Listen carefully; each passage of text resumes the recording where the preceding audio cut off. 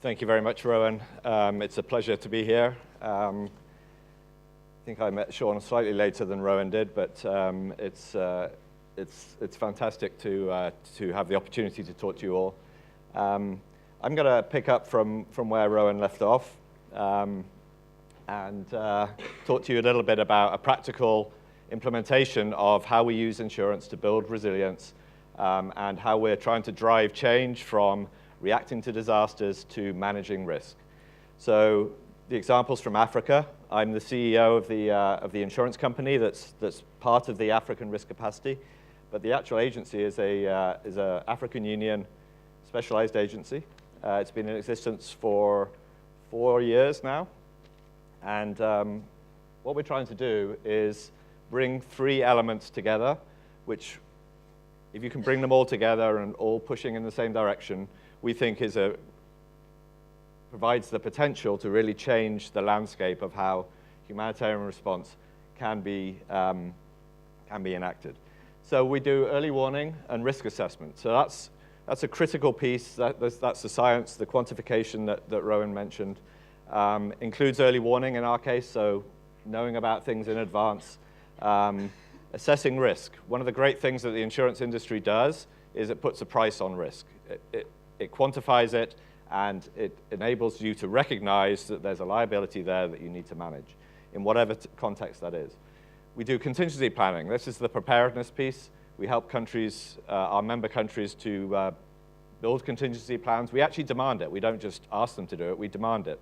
They're not allowed to buy the insurance. They're not allowed to have access to the program until they've got a contingency plan which is peer reviewed. And then the third piece is the access to finance, and we drive that through parametric insurance. Insurance linked to an index which is objectively measured, so that links back to the science and the risk assessment and the early warning. But it's also something that the countries are paying for. So they're actually recognizing a liability and contributing to managing that liability in a more organized way. So we're understanding the risk, we're driving preparation, and then we're enabling the finance to flow when it's needed. So the quotes at the top of the next few slides are from the Ashdown report, which was about 5 years ago now.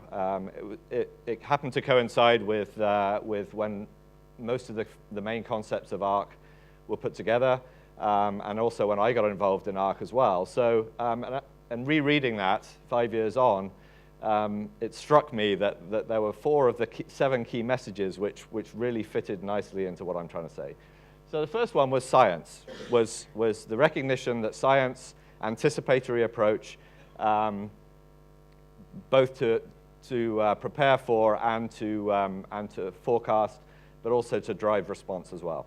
So we use science through a modeling platform. It's also an early warning platform called Africa Risk View. Right now it has a drought and a tropical cyclone module to it. We're working on a flood module, so it's a climate risk platform which we do early warning. It enables this risk modeling, so we can identify the liabilities that countries face. What it does is it drives objective and disciplined risk management. That ultimately leads to smarter responses. So this is bringing a lot of discipline. It makes you think about where the risks are and what the probabilities of certain events are, and that drives you towards planning much better on how to respond. It also brings in something else which I worked on many years ago in a different setting. In my former life, I was actually a volcanologist, and I managed the Montserrat Volcano Observatory. Those of you in the UK will remember in the mid-90s, a little Caribbean island got devastated by a volcano. So rational decision-making in a crisis like that was something that we found we needed to be able to do.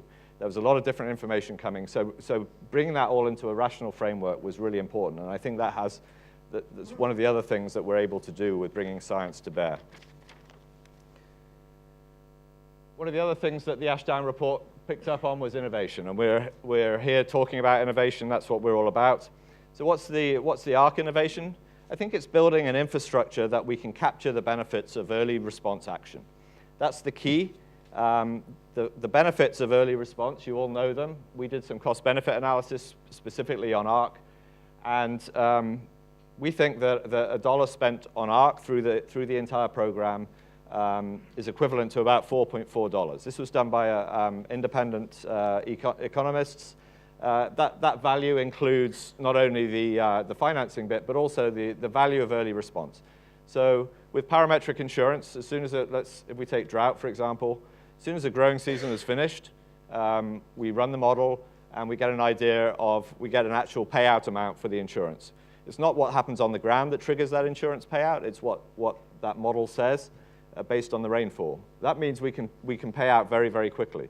So we can actually pay out before the growing season ends if there's certain situations, but very, very quickly after a growing season ends, and those of you who've worked in drought risk know that generally 3 to 6 months, there's a reasonable coping strategy. After 6 months, things go downhill very, very quickly, and you start to get selling of assets, and that really does plunge people back into poverty.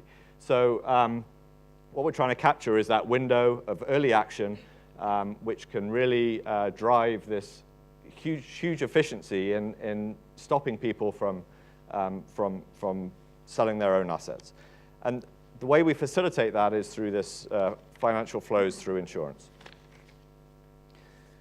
One of the other things the Ashdown report mentioned was humanitarian partnerships. That's what we're here for. We're all in a big humanitarian partnership.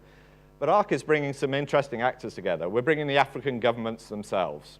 They're actually contributing. They're doing contingency plans, some of them for the first time.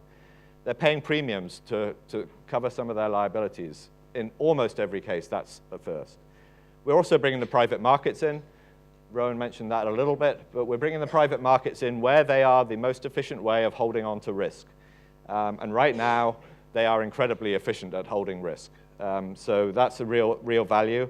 And most recently, in the work that I've been doing with Sean and Dee and the START folks, is around trying to bring the NGO and the international organizations in to share in this partnership that we're building, to share in the interactions with the governments, to share in the actual insurance, access to the insurance product, and to start building this partnership for early response.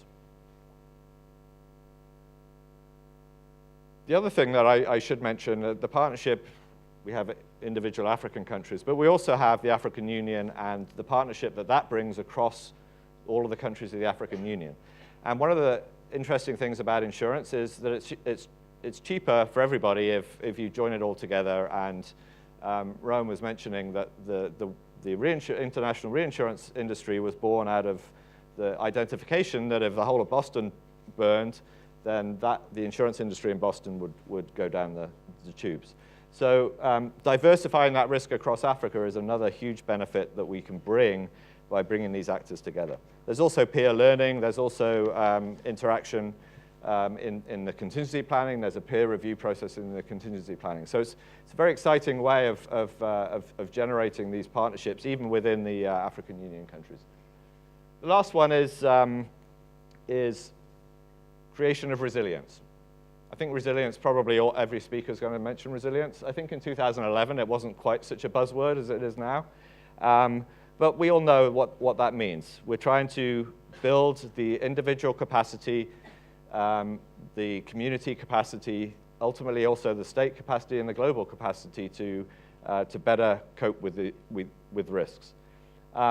One of the things that I often get asked is, how do you guarantee that the benefits of ARC get out from the sovereign system and actually help individuals? This is something that we put top of the priority list when it comes to the contingency planning. The benefits have to flow all the way down to individuals. And I'll give you one case.